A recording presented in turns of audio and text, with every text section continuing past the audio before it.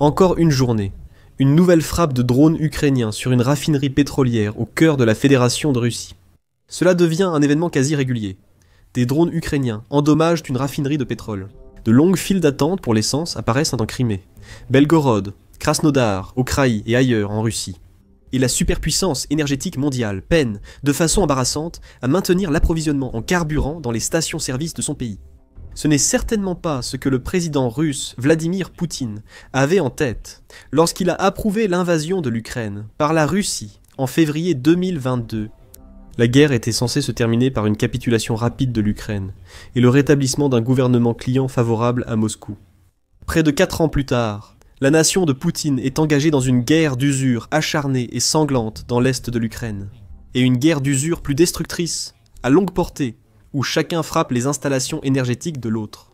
À l'intérieur de la Russie, les effets des frappes ciblées de l'Ukraine sur les raffineries de pétrole russes s'accumulent, et de nombreux analystes occidentaux sont convaincus que le pays est en train de s'effondrer à cause de cela.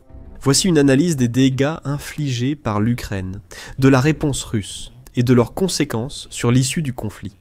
Depuis août, les frappes ukrainiennes ont visé au moins 16 des 38 raffineries de pétrole russes, avec plus de 2 douzaines d'attaques. La raffinerie de pétrole de Ryazan a été touchée avec succès le 23 octobre. L'usine, qui fournit du carburant à l'oblast de Moscou, est la 4e plus grande raffinerie de Russie. Elle a traité 131 millions de tonnes de pétrole en 2024 et représenté 5% de la capacité totale de raffinage de la Russie, selon les estimations russes. À la suite de l'attaque, la 3e en 2025.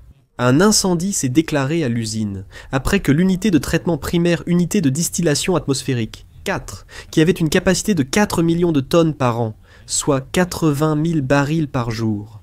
Les dégâts ont contraint à l'arrêt de la raffinerie et suspendu les opérations dans plusieurs unités voisines, dont un réformeur, une unité de vide, de gaz, de pétrole, d'hydrotraitement et un craqueur catalytique. La nuit dernière, un drone ukrainien a frappé la raffinerie d'Agnotek à Makhachkala, au Daghestan, à plus de 1370 km du site touché à Ryazan. Selon une source du renseignement militaire ukrainien citée par le Kiev indépendant, l'unité principale de traitement du pétrole de l'AVT a été mise hors service et un important incendie s'est déclaré. La raffinerie est nettement plus petite, avec une capacité d'1 million de tonnes par an. Elle reste essentielle dans la chaîne énergétique du sud de la Russie, soutenant la logistique militaire vers le Caucase, y compris la flotte de la Caspienne. La raffinerie, qui appartenait auparavant à la famille de Magomed Sultan Magomedov, l'ancien secrétaire d'État controversé du Daghestan, a été transférée à l'État en août, après la découverte d'une fraude et d'une corruption massive. Quelques nuits plus tôt, le 19 octobre, ce fut une double peine pour les raffineries de pétrole russes. Un drone ukrainien a frappé la raffinerie de pétrole de Novokuybishevsk, dans l'oblast de Samara, lors d'une seconde attaque en quelques semaines.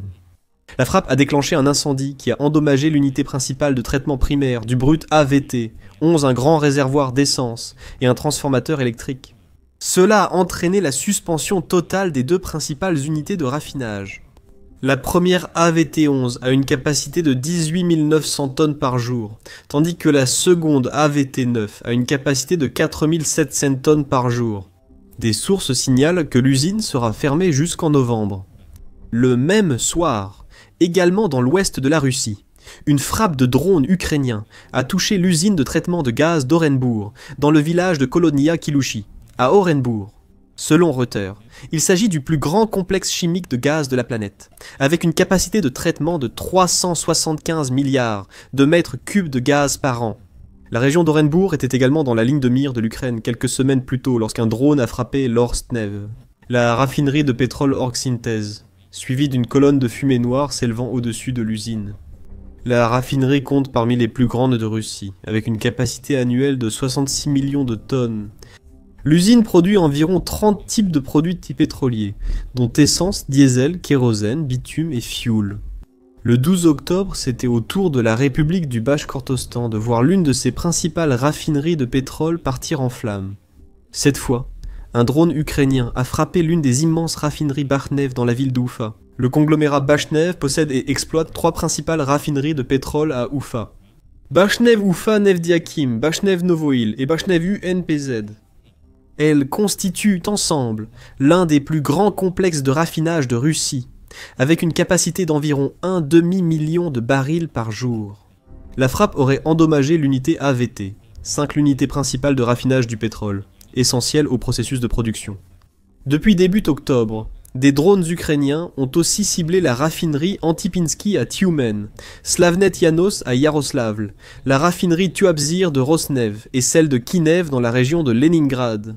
Un incendie à Kinev a forcé l'arrêt de son unité principale, qui représente environ 40% de sa capacité de traitement. Sans évoquer la frappe massive sur le terminal pétrolier de Féodosia en Crimée le 13 octobre, où des drones longue portée ont touché au moins 5 réservoirs. Les frappes ont causé un incendie massif visible sur les images satellites 2 jours après. Toutes ces frappes, au cours du mois d'octobre, s'inscrivent dans la continuité du barrage de frappes contre les infrastructures énergétiques russes que l'Ukraine mène avec vigueur depuis le début du mois d'août, et qui avaient déjà provoqué de grands bouleversements dans l'économie russe. Selon le docteur Richard Connolly, l'offensive estivale de l'Ukraine, qualifiée de sanction cinétique, avait été bien plus dévastatrice que sa campagne contre les infrastructures énergétiques russes en 2024, en raison du calendrier de la campagne.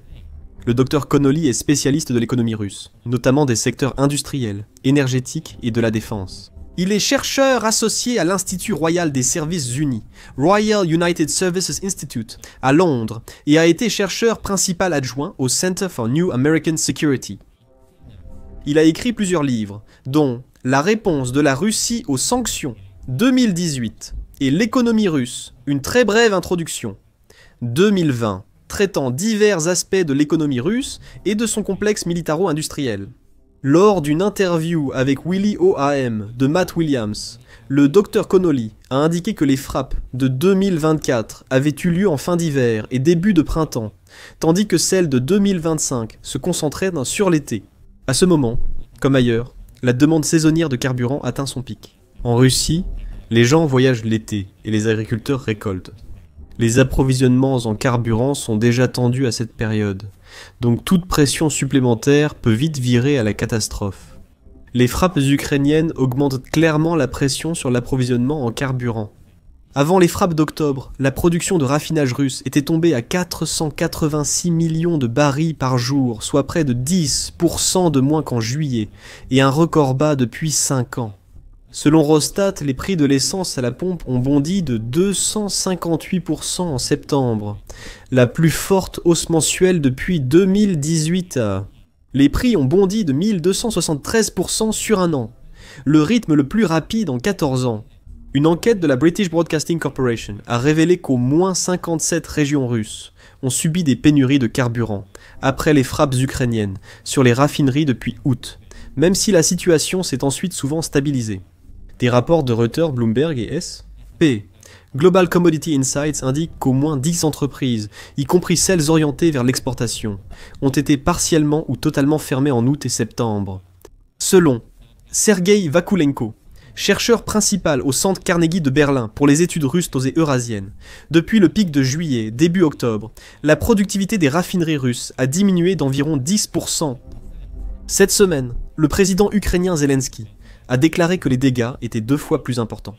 Les frappes ukrainiennes, à longue portée contre les raffineries russes, ont réduit de 20% la capacité de raffinage du pétrole de Moscou. Peut-être qu'il exagère, ou peut-être que les frappes ukrainiennes d'octobre ont effectivement doublé les dégâts, mais dans tous les cas, cette perte de capacité de raffinage signifie le chaos à la pompe pour de nombreux Russes ordinaires qui essaient de vaquer à leurs occupations. Les problèmes d'approvisionnement en essence n'affectent pas l'armée russe dans la même mesure. Les véhicules de l'armée fonctionnent presque exclusivement au diesel, alors que les frappes sur les raffineries touchent principalement l'essence. Cependant, les pénuries d'essence affectent les Russes et les entreprises d'une façon que Poutine pourrait bientôt ressentir davantage. Les pénuries de carburant et les fortes hausses des prix du carburant qui en découlent inévitablement rendent les gens mécontents. Une population subissant directement les effets de la guerre de Poutine en Ukraine sera sans doute moins encline à la soutenir qu'auparavant. Dmitri Peskov, le porte-parole du Kremlin, a récemment déclaré que les citoyens russes sont totalement unis autour du président Poutine et prêts à supporter n'importe quel fardeau. Mais des perturbations de carburant et des prix élevés peuvent tout déstabiliser rapidement. En janvier 2022, Une révolte au Kazakhstan liée à la hausse du prix du gaz de pétrole liquéfié a vite dégénéré en troubles nationaux. Des manifestations, pillages et incendies ont conduit à un appel à l'aide et à l'arrivée de troupes russes pour rétablir l'ordre. Nour-Sultan, Nazarbayev, à la tête du Kazakhstan pendant 30 ans après la chute de l'Union soviétique, a dû quitter le pouvoir après ces troubles. Vladimir Poutine sait que des troubles similaires pourraient survenir en Russie pour les mêmes raisons. C'est pourquoi lui et son gouvernement cherchent à stabiliser la situation. Les Russes ont d'abord interdit l'exportation d'essence et de diesel pour garantir assez de carburant pour la demande intérieure. L'interdiction a débuté en septembre 2023 pour officiellement limiter la hausse des prix lors des récoltes, alors que des pénuries d'essence touchaient déjà le sud du pays. Le vice-premier ministre Alexandre Novak a affirmé que le gouvernement était prêt à agir fermement pour freiner la hausse des prix du carburant, due notamment à l'inflation et à la hausse du pétrole international. Les prix du pétrole ont un peu baissé, mais l'interdiction d'exporter de l'essence reste en vigueur. La dernière prolongation, annoncée par le vice-premier ministre Alexandre Novak fin septembre 2025, concerne tous les exportateurs et producteurs et vise à stabiliser le marché intérieur, au milieu des perturbations persistantes causées bien sûr par les frappes ukrainiennes. Pour Connolly, l'interdiction des exportations n'affaiblit pas autant les caisses de guerre russes qu'on pourrait le croire. Il affirme que la Russie augmente sa production de pétrole brut et non d'essence raffinée, pour compenser la perte de revenus d'exportation. Et cela, selon le prix du pétrole, peut en fait s'avérer plus rentable. Pourtant, tout le carburant auparavant destiné à l'exportation qui est désormais disponible sur le marché intérieur n'a certainement pas résolu le problème de pénurie de carburant de manière significative. Si c'était le cas, la Russie n'aurait pas eu à fortement augmenter ses importations d'essence. Oui, c'est exact. La Russie, grande puissance pétrolière, importe désormais de l'essence pour tenter de contrôler un problème qui s'aggrave. Le premier type d'essence importée vient du principal allié de la Russie, la Biélorussie. La Russie importe généralement peu d'essence de Biélorussie, raffinée presque entièrement à partir de son pétrole brut. La Russie a également été contrainte d'augmenter ses importations de carburant en provenance de Biélorussie l'année dernière pour couvrir les pénuries, mais pas à l'échelle à laquelle elle est actuellement obligée de le faire. En septembre, les exportations d'essence par rail de la Biélorussie vers la Russie ont quadruplé par rapport au mois précédent, atteignant 49 000 tonnes métriques, soit 14 500 barils par jour. Le transit d'essence depuis la Biélorussie vers les ports russes a augmenté de 1% le mois dernier, atteignant 140 000 tonnes, peut-être pour compenser le vide créé par l'interdiction des exportations d'essence russe. Les deux raffineries de Biélorussie, Naftan et Mosir, ont chacune une capacité annuelle d'environ 240 000 barils par jour, mais produisent généralement autour de 180 000. Pour illustrer, la Russie consomme environ 38 millions de barils de pétrole par jour, toutes formes confondues, brut, essence, diesel, carburant d'aviation, etc. Sur ce total, en 2023 environ, 869 000 barils par jour étaient de l'essence. Donc, cette expédition de septembre ne représente que moins de 2% des besoins quotidiens de la Russie. Les files d'attente et les pompes vides en Russie illustrent l'ampleur de l'impact. La Biélorussie ne consomme que 24 000 barils par jour, et pourrait donc théoriquement en exporter jusqu'à 150 000 par jour. Début octobre, la Gazette financière russe, Komissant, a estimé la pénurie d'essence en Russie à 40 000 tonnes sur un approvisionnement mensuel standard d'1 million de tonnes, soit 20%. Importer 150 000 barils par jour de Biélorussie suffirait à éliminer la pénurie. De grandes questions subsistent sur la faisabilité logistique, le temps de mise en œuvre et la durabilité de cette solution. C'est pourquoi la Russie prend aussi des mesures inédites pour importer de l'essence d'autres pays. Avant la guerre, à part les quantités relativement insignifiantes d'essence importée de Biélorussie mentionnées précédemment, la Russie n'importait pratiquement pas d'essence d'autres pays. Pourquoi le ferait-elle, alors qu'elle exportait d'innombrables cargos remplis de ce produit? Aujourd'hui, la situation est complètement différente. Début octobre, Novak a suggéré de ramener à zéro les droits de douane de 5% sur l'essence importée de Chine, Corée du Sud et Singapour. Les importations seront permises uniquement par certains points de contrôle dans l'extrême-orient russe, et seules les organisations autorisées, Rosneft, NK, Société par Action, et Promzy Import pourront fournir du carburant. Il a aussi proposé d'autoriser l'usage de la monométhylaniline, additif augmentant l'octane de l'essence, pendant 6 mois. Il a expliqué que ces mesures permettraient d'ajouter au moins 350 000 tonnes d'essence et 10 000 tonnes de gazole par mois au marché intérieur. Il estime que l'ajout de monométhylaniline à un carburant à faible indice d'octane pour produire de l'essence de classe 5 à indice d'octane élevé permettra de rendre disponible 50 000 tonnes supplémentaires d'essence. C'est une décision controversée. L'additif monométhylaniline est interdit en Russie depuis 2016 pour se conformer aux normes européennes d'émission. Ce carburant n'est pas parmi les plus propres. Cependant, alors que l'Union européenne continue de s'éloigner des hydrocarbures russes, potentiellement de façon durable, le respect des réglementations de l'Union européenne est devenu moins pertinent pour la Russie. Il est également évident que les pénuries actuelles de carburant en Russie ont nécessité l'adoption de mesures alternatives. Cela montre une perte de confiance dans la base de raffinage nationale et une volonté d'utiliser le marché pour cacher une faiblesse stratégique. Surtout si ce sont des signaux attendus. Dans le même esprit, Euromaidan a affirmé que l'État russe avait saisi l'entreprise énergétique Obolkom et Enigo à 2 oligarques milliardaires pour la placer sous contrôle public. Ils affirment que cela prouve les mesures désespérées du gouvernement russe face à l'effondrement du raffinage. Beaucoup voient les files d'attente pour le carburant et la dépendance à l'importation d'essence comme des signes d'une Russie proche de l'implosion. Le docteur Connolly, entre autres, prône la prudence et déconseille d'interpréter ces signes. Il est vrai que les prix de l'essence ont atteint des niveaux historiques à plusieurs reprises au cours de l'été. Entre janvier et septembre 2025, le prix moyen de l'essence a augmenté de 836% dans les stations-service du pays.